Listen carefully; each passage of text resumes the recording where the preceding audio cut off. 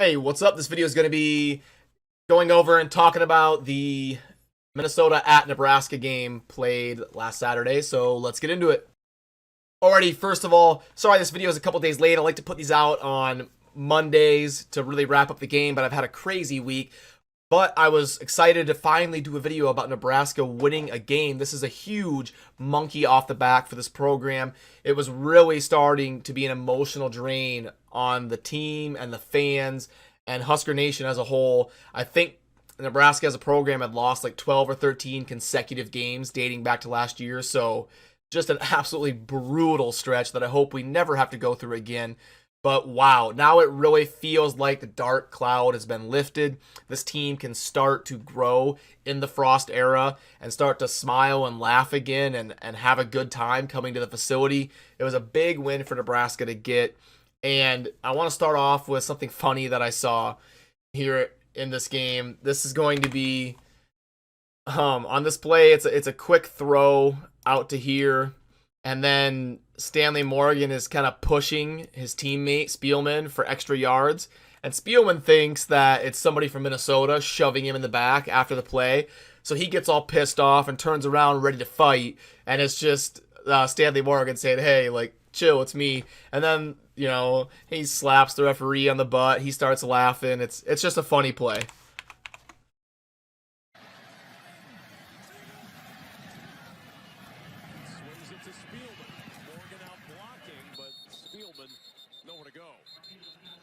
So he's all upset, and he's like, chill, it's me. And then look at the ref start laughing.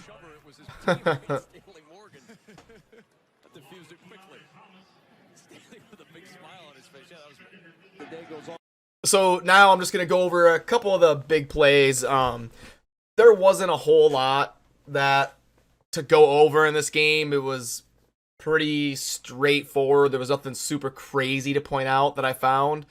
But I wanted to go over a couple of the big plays and kind of show how they happened, and then kind of dive into the stats and talk about kind of how this game played out and what it all means. But so here's the first touchdown run that really set the tone that Ozigbo had. It was like a 60-yard run. That'll be a factor. Ozigbo on second down got the edge. Okay, so what happened here? This is why I'm always harping on contain. So this guy, I don't know what their defensive scheme exactly was, but one of these two guys has contain, where they have to really set the edge. And this defender from Minnesota lets the offensive lineman get right-hand leverage, get outside leverage. And then this guy plays this play terribly, in my opinion. He needed to kind of fill this gap. If Ozigbo really dives in inside and stay outside of Ozigbo, or if Ozigbo shades this way, he needs to shade this way and stay outside of him, but he just does not stay on the outside shoulder of Ozigbo, and he gets burned. Ozigbo on second down, and yep. And Ozigbo into the clear. Divine Ozigbo with a divine.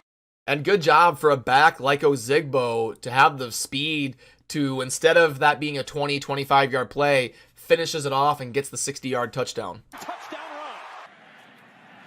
So now we have another one, and you'll notice that, the Minnesota players probably got harped on about contain. They do a much better job containing the play, but the pursuit just isn't there from the inside, and Ozigbo's able to just go inside of the contain this time and be gone. So you'll see they do a much better job containing him.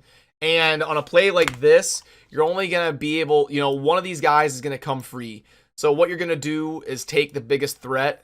He comes up, gets the block here, gets a really good block. And that's what really springs this play. This is a good block right here. Ozigbo goes inside of the contain. There's not enough pursuit from Minnesota. Like, these two guys need to be able to get over here and fill these gaps, but they can't, and he's gone.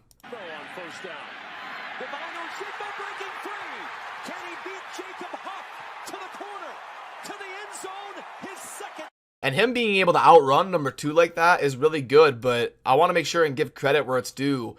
Look at this block. Just, feast your eyes on this block here.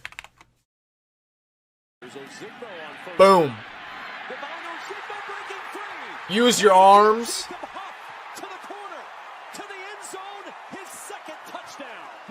That was really good. You see a lot of receivers when they block, they just kind of like throw their shoulder into people and then they bounce off and make the tackle. That was a really good coaching example for how to drive into a guy, use your arms and lock in with him. And that really sprung that last play.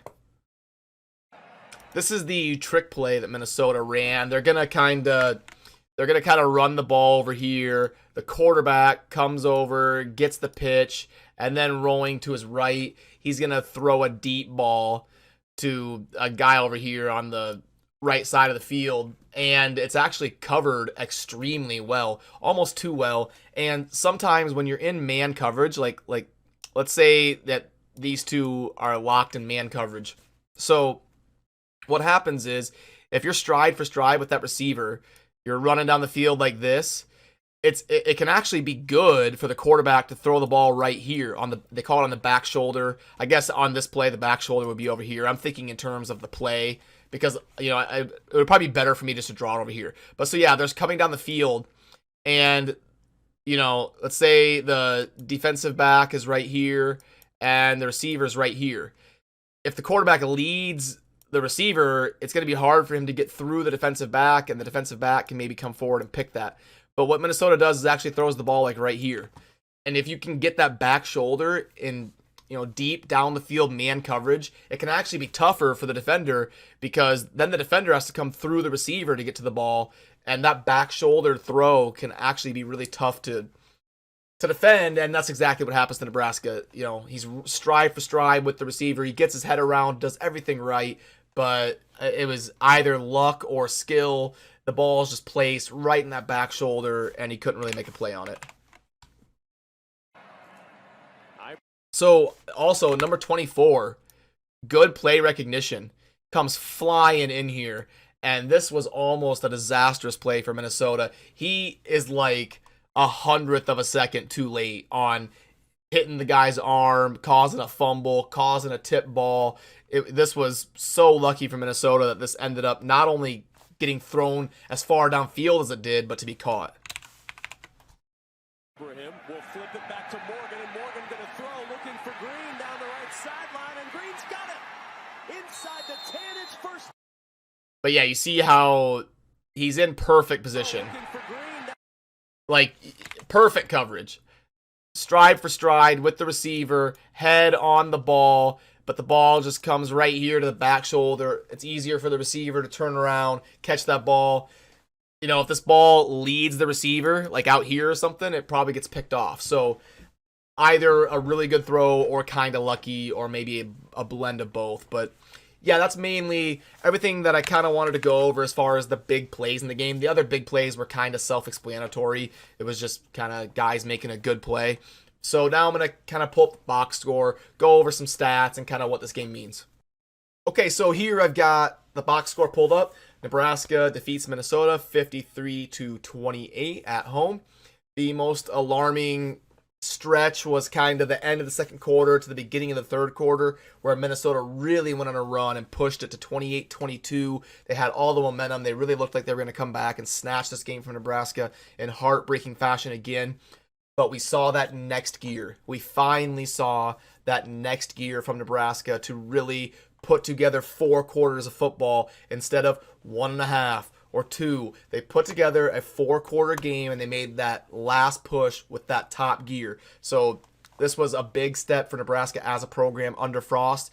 And just kind of looking at some stuff here, I believe this Annexted guy got hurt, and then Tanner Morgan came in and actually played pretty well. I mean, 11 for 16 for 214, 77 QBR. That's pretty good. He did have the one interception that was really big because Minnesota was kind of down close to the goal line.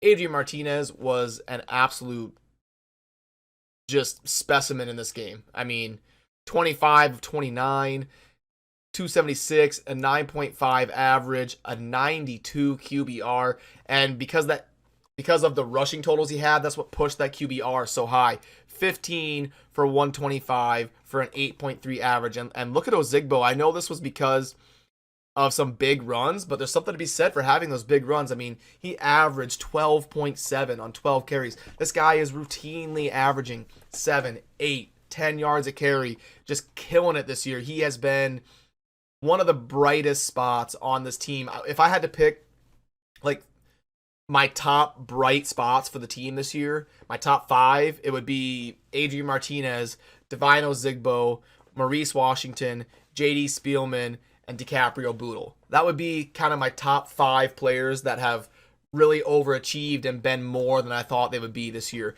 Not to say they're the only 5 players that are playing well. They're just kind of the bright spots that have shined more than I expected them to. So great job by those guys. And some other things to look at. Stanley Morgan finally had himself a big day, coming in for 10, 163, averaging 16.3 and 2 scores with a big play also thrown in there. Minnesota had a guy play real big, 184, killing it, 11 catches. But let's dive into the kind of team stats here and look at some of the big things. Look at this. Nebraska finally tied in the turnover ratio and won the penalties. I can't even remember the last time this happened, that Nebraska had less penalties and less penalty yards than their opponent. I'm sure it was like sometime last year, hopefully. But yeah, I don't think it's happened this year. I think all the games previous, Nebraska had more penalties and more penalty yards, and basically every game more turnovers as well. So I've always been saying, if Nebraska can do good in these 2 categories, they're going to be fine. They're going to be in games, and they're going to win a lot of games down the stretch here. Now, 659 on offense, you're going to be winning a lot of football games. That is an awesome total for Nebraska. And we look at average pass, pretty comparable. Minnesota actually had the edge there, which surprises me. It didn't feel like Nebraska struggled that much against the pass, but judging by the numbers, they had kind of a rough day in the secondary, giving up a 9.7 average. But this is a key determining factor as well in who's going to win a football game. If you look at the average yards per rush, Nebraska dominating more than 5 yards better than Minnesota. So 8.9 to 3.5 in average yards per rush. If you beat the opposing team by 5 yards a rush, you're going to win like 95+% of the time. So great job as a whole, as a team. And just kind of as a final thought, like I said earlier, Nebraska finally gets that monkey off their back. And I really feel like we're going to look back at this being a turning point. I know Frost had said after the Purdue game, he felt like the team kind of made that next jump and the guys really started to buy in. And this is where we're going to look back and say it finally paid off. We finally saw something go right, and hopefully that's a snowball that finally got rolling in the right direction, and it's just going to get more and more momentum because Nebraska's got Bethune-Cookman coming up this week. I'm going to try to do a video on that to kind of break it down, but there probably isn't a whole lot to break down since it is an FCS opponent, but if I get the time, I will crank out a video about that. And then after that, it's going to be on to Ohio State. So Nebraska needs to get this one against Bethune-Cookman and look good doing it. Hopefully the other quarterbacks can get some play and we can let Martinez rest in the second half or something. But yeah, finally, Nebraska off the schneid, 1-6 on the year, finally coming off a win. Thank you for watching. Have a good rest of your day. Peace.